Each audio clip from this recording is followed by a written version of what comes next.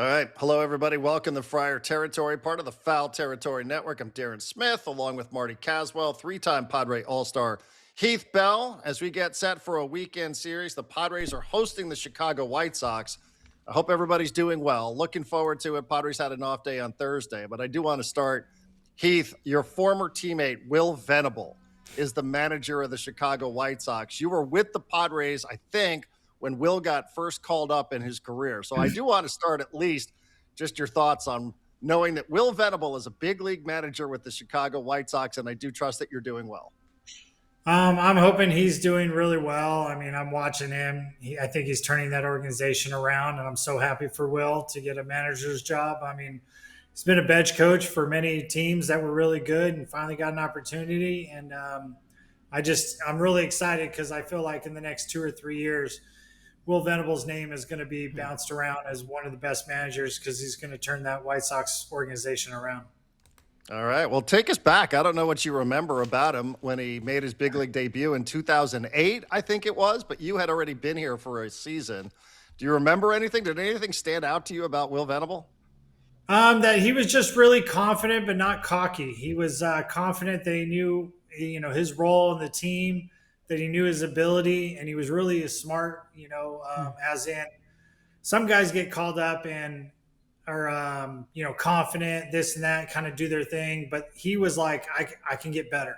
I want to, he was always talking to Dave Roberts. He was always working on, steals, outfield drills, this and that, of how to pick up, tips from the pitcher and stuff like that. So he was always trying to learn and always trying to get better. And that's the one thing I noticed with him going, man, this guy's going to be an outfielder, the big leagues for quite a long time. Good morning, Heath. Good to see you again. Did you know at that time that this guy could be a future manager? Last week on this show, I think we talked to Jake Cronenworth, right? And we told him that Joe Musgrove had said that one day this dude could be a future manager. Did you think at that time that this dude might have all of what it takes to take to the next level?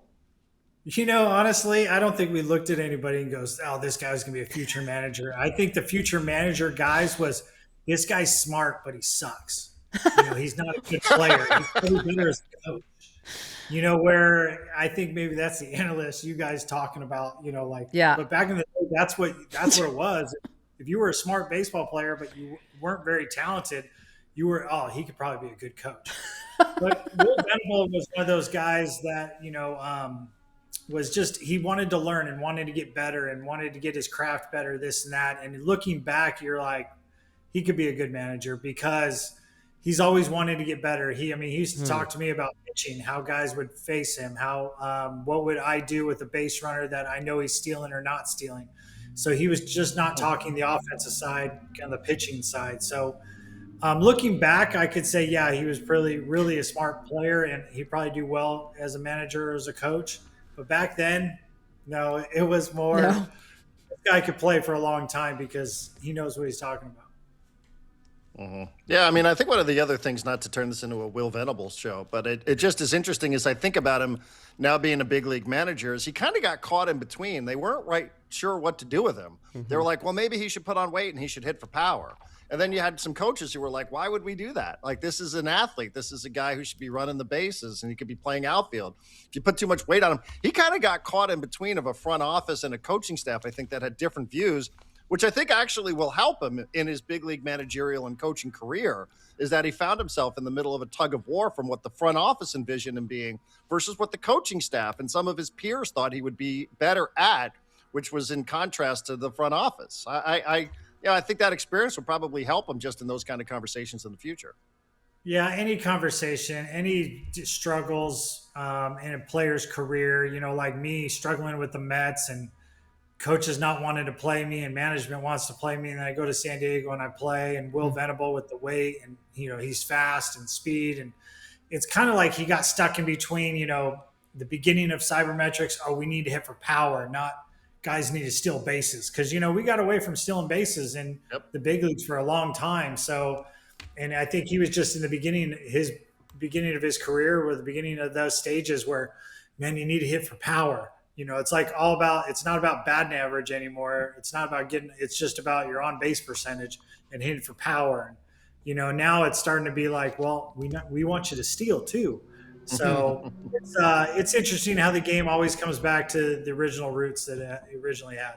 I'm so glad you brought that up because I'm sure Darren and I are thinking of the same person while you're talking about that, about stealing bases and about the metrics and this and that. I want to go ahead and play. I wasn't planning to do this today, but I want to go ahead and play a clip from Craig Stammen from 2 weeks ago when the Padres were playing the Angels, and he was asked then about Fernando Tatis Jr. and and the fact that he doesn't have a home run. That's 2 weeks ago, and now it's May 1st, and it's the same conversation. Just your thoughts on what he had to say. Yeah, great. He had a great, kind of finish that homestand. The base hit last night, the line drive up the middle, that maybe been one of his best hits that he's had thus far, 2 RBIs. He's just coming up with big hits in big situations, making big plays like he did out in right field last night. So just playing baseball. He's a baseball player. He's not a home run hitter. He's a baseball player, and he's doing a great job of that right now. He's a baseball player. He's not a home run hitter. Is that now the new title for Fernando Tatis Jr.? Is that how we should look at him going forward? Or is that just Craig Stammen, just saying the right thing? That's just Craig saying the right thing, because here's a simple fact is, David Justice, I think, was, not a power hitter, but he hit home runs. And he said he always tried to hit the bottom half of the ball. And I think right now Tatis is literally just squaring up the ball right in the middle of it, where if he had, a quarter inch lower, those balls would be home runs and stuff. But he's been so focused on, probably because the last 2 years hasn't really, the batting average have kind of dropped, hard hitting the ball, it's home runs here and there. But he wants to be more of a baseball, have your batting average up, hitting the ball hard, coming into the big situations like he did when he first came up. And I do believe the home runs are going to show up. It's going to happen. But I think everybody is just so darn, he hasn't hit home run. He hasn't hit home run. He hasn't hit home run. And it's like, you know what? If the fans want to do something, remember was it Turner? Trey Turner. Trey Turner didn't do well in Philly, and everybody stood up and cheered him, every at bat, and then he finally got some hits. Why don't they do that this homestand?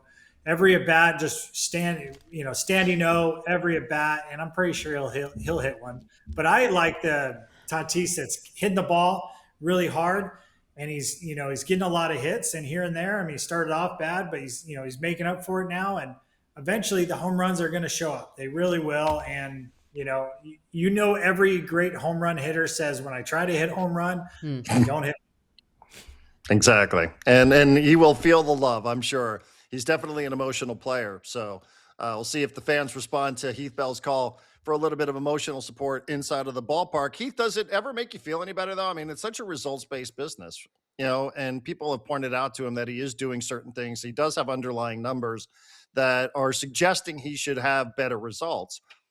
You're a former big leaguer. Does it make you feel any better when everybody's like, Heath, you pitched great, but you blew the save and you gave up a home run, but hey, like, does that make you feel better? Like, how hard is that to keep your confidence when people are telling you you're doing the right thing, but you're not seeing the results? Honestly, it makes you feel worse. I mean, it really does. It's just, you're out there, what you need to do, and what you're trying to do and this and that, but you understand that people are trying to pump you up, but it's just kind of like, gosh, can we just stop talking about it? It was almost like Jason, when Miller had the streak going. Yeah. As soon as he Meredith's streak, he's like, okay, can we stop talking about it? Yep. It's just, I think if people stop talking about Tatis home run, this and that, I mean, unfortunately, he's going to have to hit one. Then all of a sudden, he'll start hitting. All of a sudden, he'll have like 6 in a week. So it's just matter of time, and it doesn't make you feel better. You understand why people do it, but it really doesn't. Yeah, you have to. Yeah. And I think the media, we are all running out of creative ways to ask him about his lack of slug, and he knows what's coming. He has no answer. And yes, to your point, Heath, when Mason Miller's streak ended, like, he wanted it to go on, but he made it clear, I am done with your guys' questions about the streak. We can move on. All right, we're going to take a quick break, but when we come back, I would like to get your impressions. Padres have some interesting choices to make in the rotation when Griffin Canning joins the team, and Lucas Giolito. So on the other side of this break, I do have some questions about the Padres starting rotation. And also, hey, they went 19-11 to start this season as they hit May 1st. We'll be right back.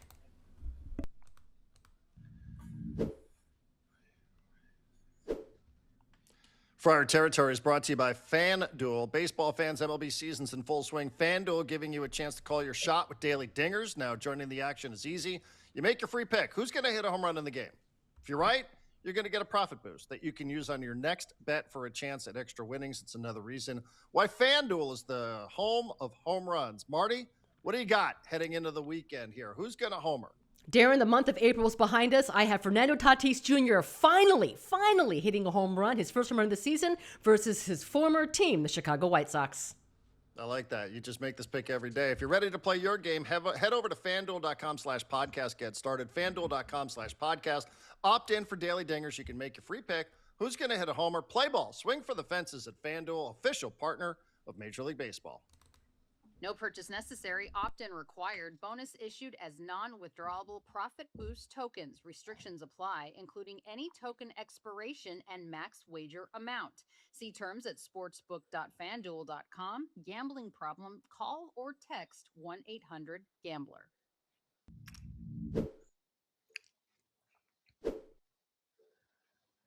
All right, welcome back to Friar Territory, part of the Foul Territory Network. You can go to friarterritoryshop.com. Find all the newest Friar Territory gear. We're going to get to Lucas Giolito in a second, who did pitch on Thursday night against the Ontario Tower Buzzers.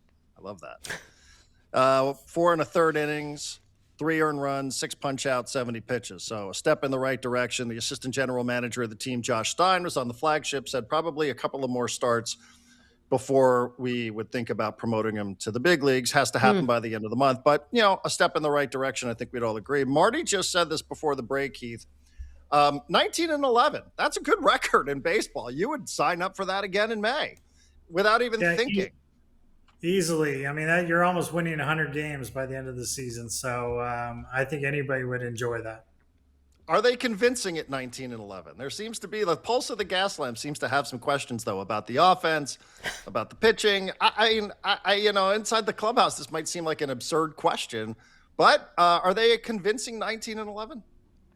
Well, I think in the clubhouse, definitely they're convincing as the players, this and that. But as a fan, as media, there's a lot of questions because the bullpen hasn't always been as stellar. Starting pitching, everybody knew it was a little weak, but some guys have gotten hurt and some guys have stepped up. And then offense, you don't have the big names, crushing the ball, and you don't have one guy carrying the team. And when that happens, you're winning as a team because everybody, you don't know who's going to, help win the game that night. But you as a long season, that doesn't usually carry over. I mean, it has in the past occasionally here and there, but usually when your big name guys aren't doing anything, then that's kind of your sign of, I don't know if it can withstand because the guys that are stepping up don't usually step up. Heath, what do you mean? What do you mean you have one guy carrying the team? Luis Campusano is carrying the team. He's been the man for the Padres. I'm just kind of joking. I'm joking there, but no, I know what you're saying. He's doing great, and he's been the biggest pickup for the Padres. But everybody talks about Manny or Tatis are the two main guys. And you got somebody that doesn't have home runs and somebody that's hitting just above 200. So it's kind of like, what's going on? Are they going to, they're usually hitting 260, 300 with, ended up, at least 5 home runs a year or 5 home runs a month. Yeah. So it's just, it's brand new. It's not like these guys are on the last year or two of their contract where you consider them the old guys. Mm-hmm. So that's just what I'm saying. Fans and media are just going to say, well, I don't know if they're going to withstand it because, those are the reasons. I just think a big part of the conversation that we've had, and especially in that clubhouse, is you have guys saying, our bench is great. We have guys contributing that bench. And normally when you want to think about how far can a team go in the playoffs, you want to be led by your stars, to your point. You want Manny and Merrill and Fernando to be the guys carrying this team. You cannot expect your bench to play like that all season long. To your point on the pitching staff, I think Jeremiah Estrada could rejoin the team as soon as today. We'll find out soon. But yes, the bullpen has been a bit of a concern. Just a small bit of a concern. So it's just not traditionally what the Padres are used to. Right. And he's usually carrying it, Tatis or Merrill or somebody. And now it's the benches, guys coming off the bench. Now that's not a bad thing to have. That's what every guy that's playing on a team is like, I'd rather have my bench good than my stars doing really well, because my stars carrying it and the rest of the team sucks. So if everybody's helping out, everybody's, doing a little bit, that becomes a great team, a great atmosphere. But, in the outside world, that's what, people are worried about. That's all. I think we're going to see this weekend, we're going to see Marquez, King, Vasquez. I think that's the way. And the next week against San Francisco, I think it's lining up for Buehler. I mentioned Giolito, who made his second start in the Padres organization for Lake Elsinore against the Ontario Tower Buzzers. And we know that Griffin Canning has had a couple of starts as well. And, now it's on the radio. As I mentioned, the assistant GM is out there. He's talking about how many more starts they're expecting for these guys before they join the big league club. And that's a message, Heath, I'm sure that comes through loudly and clearly if you're in the starting rotation. If you are Walker Buehler, Marquez, if you are Matt Waldron.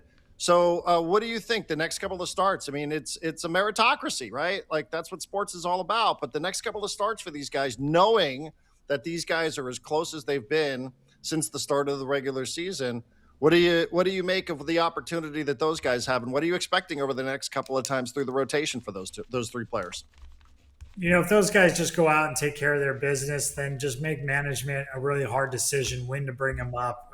Do they wait all the way until the very end, or do they call them up as soon as possible? But if they just go out, Walker Buehler goes out and just does what he can do, and the other guys just go out and pitch 6 solid innings, give up maybe 1 run, make it really hard for the management to bring another starter up. And you know what? You can always move a bullpen guy. There's options there to move one of the starters to the bullpen to make kind of a long relief guy. So it's just kind of, you want to go out there and you want to perform and do the best you can and make it hard for the management to make those decisions, instead of, well, I've had 2 bad outings and my last outing has been good. That's kind of an easy decision. Well, let's try somebody else.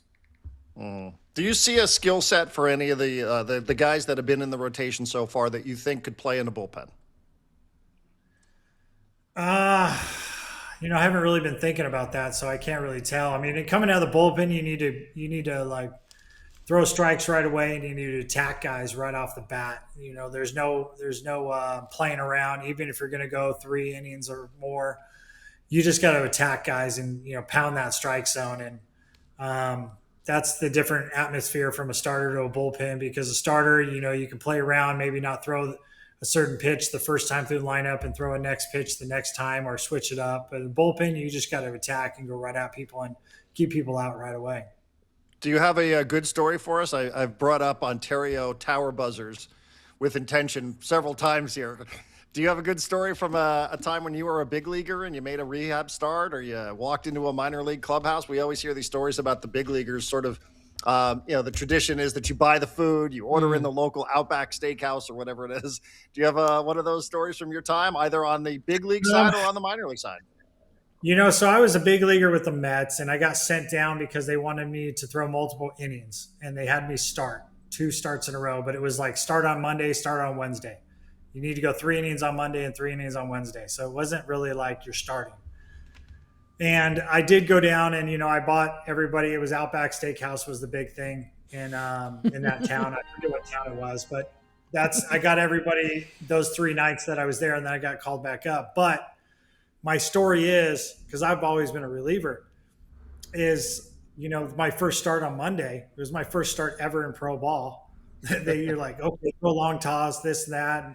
Because they were like, when do you want to start throwing? I'm like, I don't know. You tell me. I'm not a starter. And we weren't at home, so we're on the road. And I literally was done, ready to go in the game like 20 minutes before the game even started. So on Wednesday, when I started that game, they're like, hey, when do you want to start throwing? I go, as soon as they start the game.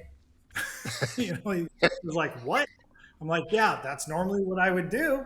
So that's my one story, but it was always really nice to come down. And I was a guy that didn't get drafted, got $500 in the non-drafted free agent, never really had money. And then when I got to the big leagues, come down and got to buy guys meals and stuff like that, or in the big leagues, got to buy suits for the first guys coming up. That was always really fun for me to do. So it was really cool just to have the opportunity to do that.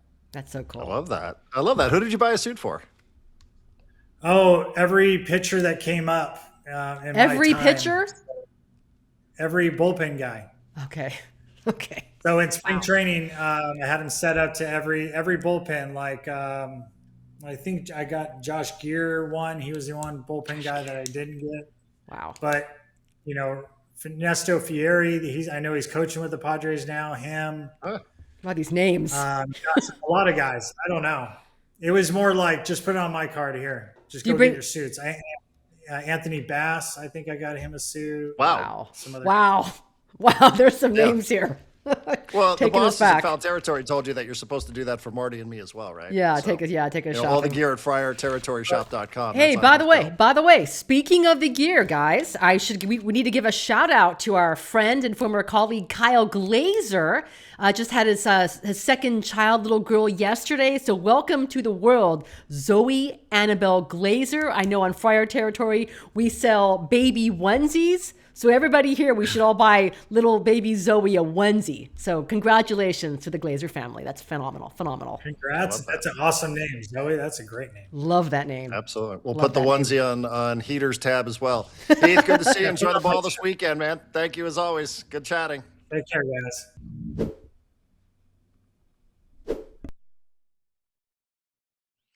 Well, Marty, we're moving into the month of May, and you know what that means. The NBA playoffs. There's a team that's still alive in Southern California. Maybe you find yourself in a city where there's an NBA playoff game. SeatGeek. You don't have to go to the team website. These games are sold out. Baseball games, if you want to pick a very specific game, if you're waiting up until the last minute, concerts, SeatGeek, they have you covered. SeatGeek will grade all of the seats for you so you know exactly what kind of value that you're getting. Download this app. Have it on your phone. It will save you time. It will save you money. Darren, I know you're a huge Kid Leroy fan. He is coming to Petco Park in a couple of months. Perhaps you want to watch Mason Miller on his bobblehead day next week. Go to SeatGeek. Yeah, I'm looking at some of these Knicks games, and this is the way we're going to do it on the Knicks group chat. Of course, we have a code for you as well. Use the code Territory10, 10% off your next set of tickets at SeatGeek. That's 10% off any tickets. Promo code Territory10. Click the link. It's in the description. Download the app. Have the code automatically added to your account. You can use it later. That's 10% off your next SeatGeek order. Well, Marty, I've brought up now Ontario Tower Buzzers for the 5th time. I do want to give a shout out to our friends at Mad Friars, because speaking of the minor leagues, the Padres minor leagues, I did find myself with a nice El Paso shirt. Oh, very nice. Yeah, very nice. So thank you. Got this. Wow, I like that. El Paso Chihuahuas. Very nice. Yeah, man. Really good. So thank you to John Conniff and madfriars.com. We're always happy to shout out our friends at Mad Friars who do a great job. Yes, they do. Keeping us up to date on what's happening with the Padres minor league affiliates, not just when Lucas Giolito pitches, not just when Balzer closed the game out, pitches. Right? I've seen some good things about Ethan Salas recently. Yes, showing some power, another home run, stolen base. Good for Ethan Salas, man. It's good to see him back and healthy. So much conversation with him about his health, about what happened to his offense. And I know that in spring training, when we had a chance to speak with him, I asked him, what's the one thing you want to go ahead and prove? And he goes, that I'm Ethan Salas, and I'm this great player. So good for him. Absolutely. Don't pay attention. Yeah, don't pay attention to your rankings. Just go ahead and do your thing. Yeah, he is turning himself into a very tradable prospect. Why would you do that? He's helping his value at the deadline for a starting 100%. Pitcher. Oh, my Absolutely. goodness. Now that Hall of Famer Luis Camposano is right? doing his thing in the big leagues, this guy either needs a position change or he needs a change of scenery. So wow. It's good to know that Ethan Salas will produce and now will carry with him some value that A.J. Preller can turn into a starting pitcher. Yes. Or some other opportunity for a position player somewhere down the road. So that is Darren, really, really good news. Who says that this farm system is barren? I can't believe you just did that. I just cannot believe. So now, all right, Keith Law, the next time we talk to you, what can the Padres get if they package Ethan Salas and Cruz Schoolcraft? What available arm is out there? You see all these teams that are disintegrating, the Mets, maybe the Giants, the Phillies. Go ahead and pick somebody for one of those teams. Go ahead. Pat it up. Let's go. This is what the Padres, what they do. Padres, remember, I just referenced John Conniff. He says it all the time, and he says it well. Your minor leagues aren't just there to promote players to your big league club. They're there to make your big league club better. Yes. Hence, Leo DeVries turning into Mason Miller. So, Right. Need a starting pitcher?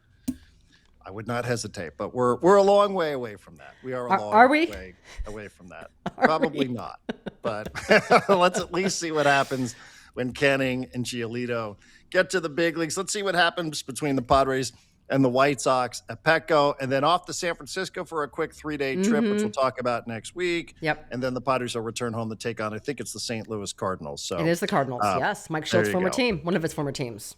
All right, you can subscribe and you can give us a good review on YouTube or wherever it is that you get your podcasts. If you prefer the audio-only version of Friar Territory, you can go to friarterritoryshop.com. Congrats again to our colleague and our friend Kyle Glazer. Wow, we didn't have any time to talk about Dinner on the Diamond and to evaluate all of the wardrobe choices that the Padres and their better halves made. I guess we'll have to save that for a different show. Oh, really? I thought really that's what we would do today, was we would just grade everybody's attire from the Dinner on the Diamond fundraiser. I'm Darren, I'm sorry we didn't get to address that. Is there anyone you want to go ahead and shout out for their attire? AJ Preller. Oh, did he show? Was he there? I didn't see it. Yeah. Oh, really? AJ Preller. You have not seen the pictures of AJ Preller. No, I have not seen them. Send them to me. If I had known this, we would have let off. Well, I would like your reaction to this one picture because, okay. I mean, AJ Preller's, listen. Does he have a stylist? Somebody is put a shower on this guy, combed his hair, give him a haircut. Really? So, is his mom in town? Not his mom, Marty. Not his mom. Okay, go see it. There was another debut.